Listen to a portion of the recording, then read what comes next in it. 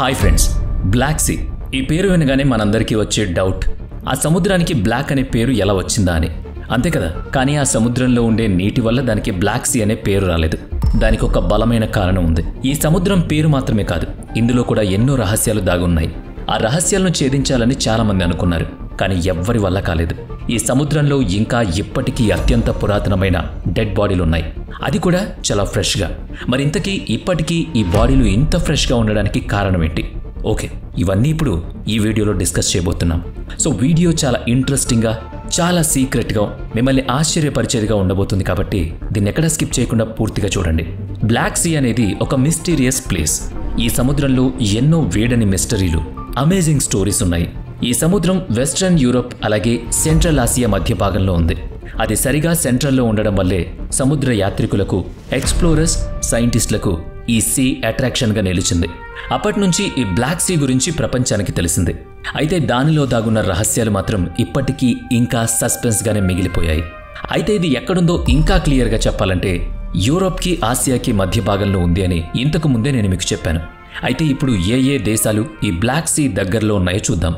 ముందుగా తూర్పు వైపు రష్యా, జార్జియా దేశాలుంటే, పడమర వైపు బుల్గారియా అలాగే రొమానియా ఉన్నాయి.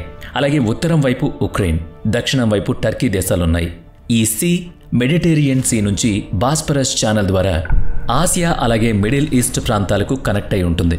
ఇది యూరోప్, ఆసియాలకు ఒక మేజర్ ట్రేడ్ రూట్ కూడా. మనం ఇంకాస్త ముందుకు వెళ్ళి చూస్తే ఈ బ్లాక్ సీ మిగిలిన సముద్రాలాగే స్పెషల్ సీ.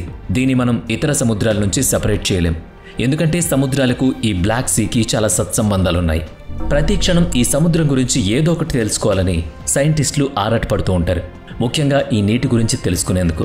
ఈ బ్లాక్ సీలో ఉన్న నీళ్లు ఒక లేయర్లో ఉండవు, ఎన్నో లేయర్లు ఇక్కడ ఉంటాయి. దీనికి కారణం మెరోమెటాటిక్. మీరు కూడా ఈ సముద్రం నీటిలో ఉన్న లేయర్లను చూడొచ్చు, కానీ వాటిని చూస్తే మాత్రం మీరు సర్ప్రైజ్ అవుతారు. ఎందుకంటే ఇక్కడ మనకు కనిపించే లేయర్లు ఒకదానికొకటి పొరపాటున కూడా కలిసిపోవు. ఇదే కాదు, ఈ బ్లాక్ సీ ఇతర సముద్రాల కంటే మరికొన్ని స్పెషల్స్ కలిగి ఉంది. ఈ నీళ్లు హైడ్రోజన్ అలాగే ఆక్సిజన్ కాంబినేషన్తో తయారవుతాయి. ఈ సముద్ర ఉపరితలం నుంచి సముద్రం లోపల వరకు ఈ నీళ్లలో ఆక్సిజన్ ఉంటుంది. నిత్యం ఇది నీటిలో కలుస్తూ తిరుగుతూ ఉంటుంది. అందుకే అక్కడ చేపలు హాయిగా జీవిస్తూ ఉంటాయి, చాలా ఆరోగ్యకరంగా కూడా. ఈ బ్లాక్ సీ లోపల ఎన్నో ఇంట్రెస్టింగ్ విషయాలున్నాయని చెప్పుకున్నాం కదా, అందులో ఒకటి ఈ సముద్రపు అడుగున ఆక్సిజన్ ఉండడం. ఇంకా క్లియర్గా చెప్పాలంటే ఈ బ్లాక్ సీ ఉపరితలం నుంచి 150 అడుగుల లోతు వరకు ఆక్సిజన్ లభిస్తుంది. అందుకే ఆ ప్రాంతంలో అన్ని రకాల సముద్రపు జీవులు జీవిస్తున్నాయి. ఇక ఆ తర్వాత నీటిలోకి వెళుతుంటే నెమ్మదిగా ఆక్సిజన్ లెవెల్స్ తగ్గుతూ ఉంటుంది. ఇక అడుగు భాగానికి వెళ్లేసరికి ఆక్సిజన్ పూర్తిగా మాయమైపోతుంది. ఇంకా క్లియర్గా చెప్పాలంటే ఈ బ్లాక్ సీ అడుగు భాగం నుంచి 150 అడుగుల పై వరకు ఆక్సిజన్ ఉండదు. అందుకే జీవరాశులు ఇక్కడ ఉండవు. ఈ ప్రాంతాన్ని ఏలియన్స్ బ్లాక్ సీ అంటారు. ఇక ఈ బ్లాక్ సీకి సంబంధించి మరొక ఇంట్రెస్టింగ్ విషయం ఏంటంటే ఎకోసిస్టమ్. ఇక్కడ వాటర్ డెప్త్లోకి వెళ్లే కొద్దీ ఆక్సిజన్ కంటెంట్ తగ్గుతూ ఉంటుంది. ఆక్సిజన్ తగ్గిన ప్రాంతంలో ఎటువంటి జీవరాశులు ఉండవు. అంతేకాకుండా ఆ ప్రాంతంలో కొన్ని వందల సంవత్సరాల క్రితం ఆ బ్లాక్ సీలో పడిపోయిన వస్తువులు ఇప్పటికీ అలాగే చెక్కు చెదరకుండా ఉన్నాయి. ఎందుకంటే ఏదైనా వస్తువు పాడవ్వాలన్నా, బాగా ఉండాలన్నా అది ఆక్సిజన్ మీదే ఆధారపడి ఉంటుంది. ఎక్కడైతే ఆక్సిజన్ ఉంటుందో అక్కడ వస్తువులు తుప్పు పడతాయి. అలాగే ఎక్కడైతే ఆక్సిజన్ ఉండదో అక్కడ వస్తువులు ఎటువంటి హాని జరగకుండా చెక్కు చెదరకుండా ఉంటాయి. అందుకే బ్లాక్ అండ్ వాటర్లో పురాతన వస్తువులు అలాగే మనుషుల డెడ్ బాడీస్ అలాగే ఉన్నాయి. ఈ ప్రాంతంలో పరిశోధనలు చేసిన ఆర్కియాలజిస్టులకు ఎన్నో పురాతన వస్తువులు దొరికాయి. అవన్నీ కూడా కొన్ని వేల సంవత్సరాల క్రితానికి చెందినవని వాళ్ళు గుర్తించారు. ఈ బ్లాక్ సీ పై భాగంలో అంకరోజ్, మాకరెల్, డార్ఫిన్స్ వంటి చేపలు ఎక్కువగా జీవిస్తాయి.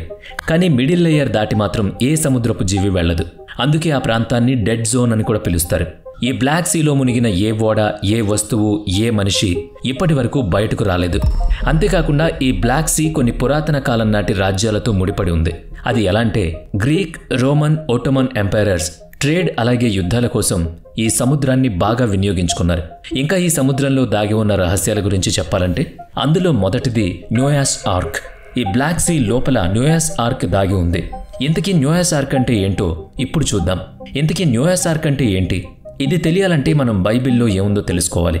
ఒకసారి దేవుడు ఈ ప్రపంచంలో ఉన్న పాపాన్ని తుడిచిపెట్టాలనే ఉద్దేశంతో ఈ భూమి మీదకి తుఫాన్లు, వరదలు, సునామీలు, భూకంపాలు సృష్టిస్తాడు. అప్పుడు ఈ భూమిపై నీరు తప్ప ఇంకేం మిగలదు.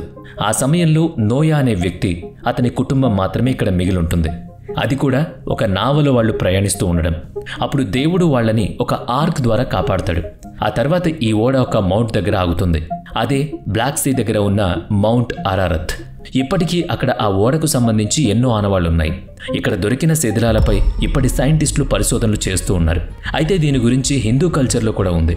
అదేంటంటే ఈ భూమిని కాపాడేందుకు విష్ణుమూర్తి మత్స్యావతారాన్ని ఎత్తుతాడు. అప్పుడు నీటి నుంచి ఆ భూమిని కాపాడతాడు. అప్పుడు ఈ నోయాస్ ఆర్క్ని ఉపయోగించారని కొందరు నమ్ముతారు.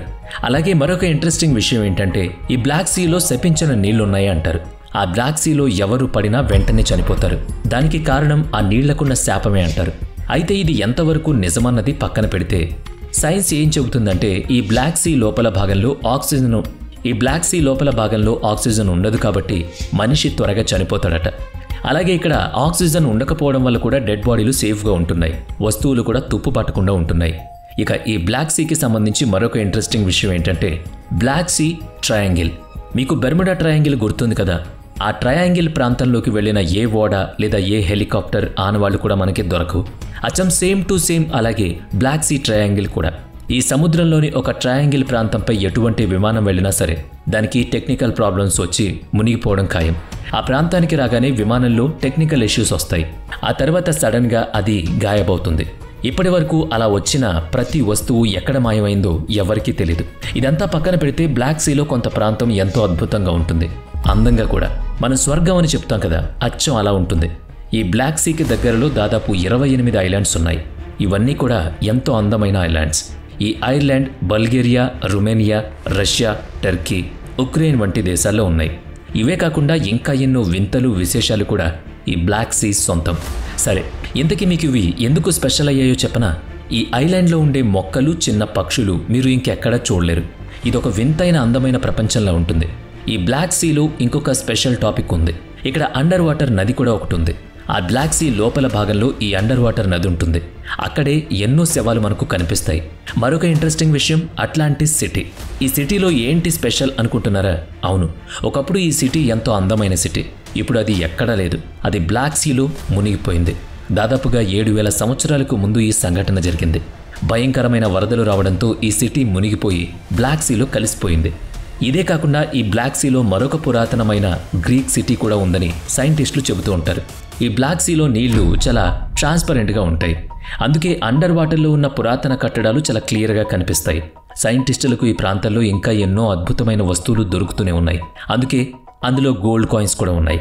ఇవన్నీ గ్రీక్ రాజ్యానికి చెందిన కాయిన్స్గా సైంటిస్టులు ఇప్పటికే గుర్తించారు. ఇవే కాకుండా ఈ బ్లాక్ సీ అండర్ వాటర్లో 2 అండర్ వాటర్ టన్నెల్స్ ఉన్నాయి. వీటిని ఒకప్పుడు సీక్రెట్ దారులుగా కూడా వాడేవాళ్ళట. అలాగే ఈ బ్లాక్ సీలో ఒక గ్రీన్ లైటింగ్లో ఉన్న ఒక గుండ్రటి ఆకారం గల వస్తువు ఉంటుంది. అది ఏంటన్న దానిపై ఇప్పటికీ క్లారిటీ లేదు. వీడియో నచ్చితే లైక్ చేయండి, షేర్ చేయండి. ఇప్పటి వరకు మన ఛానల్ని సబ్స్క్రైబ్ చేయనట్లయితే ఇప్పుడే సబ్స్క్రైబ్ చేసుకుని పక్కనే ఉన్న బెల్ ఐకాన్పై క్లిక్ చేయండి.